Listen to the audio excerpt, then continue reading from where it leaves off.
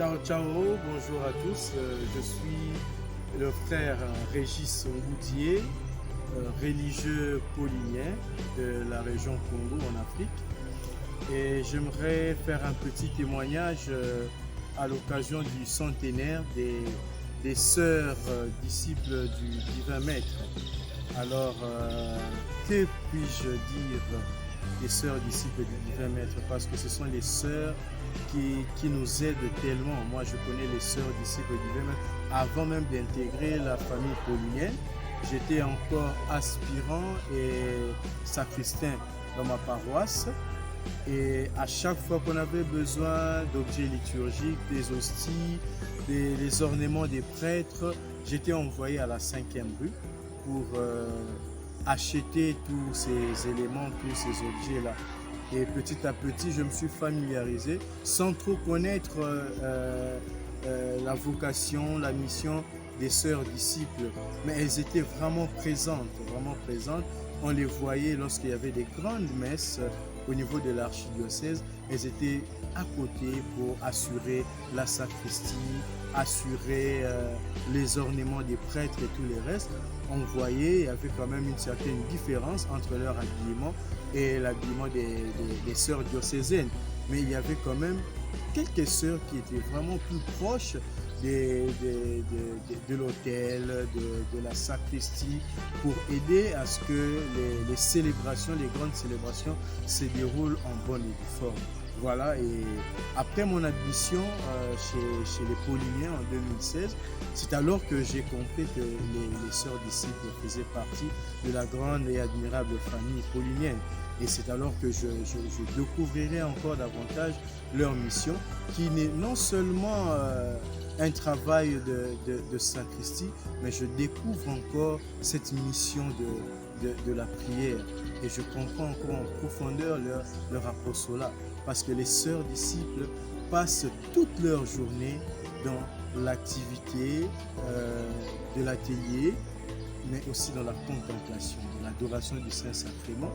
Mais ce qui m'avait beaucoup touché, c'est au moment où je participais pour la première fois à une consécration religieuse des sœurs disciples, l'émission des premiers vœux. Et à la fin, lorsque la mère supérieure prenait la parole, elle confiait à chaque sœur une mission spécifique.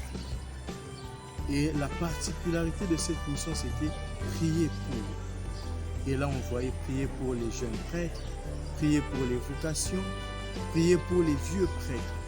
On comprend la grandeur de la mission paulinienne, mais aussi la grandeur du cœur en particulier de la disciple, de la sœur disciple du Divin Maître. Un cœur qui aime, un cœur qui se donne pour les autres, un cœur qui prie pour le bien des autres, qui prie pour les prêtres, surtout pour les prêtres, pour le sacerdoce, mais en particulier pour le sacerdoce des prêtres de l'église locale. Et ce sont des mamans qui portent le sacerdoce dans leur prière, qui passent leur temps à prier afin que nous ayons des prêtres dignes de ces noms, des vocations dignes de ces noms. Et en dehors des prêtres, elles ont beaucoup d'autres intentions et passent leur temps à genoux, jeunes comme vieilles, pour prier pour le monde, prier pour l'Église, prier pour la société. C'est en fait cette dimension spirituelle des sœurs disciples du Divin Maître qui m'a beaucoup touché, qui m'a beaucoup marqué et qui ne cesse de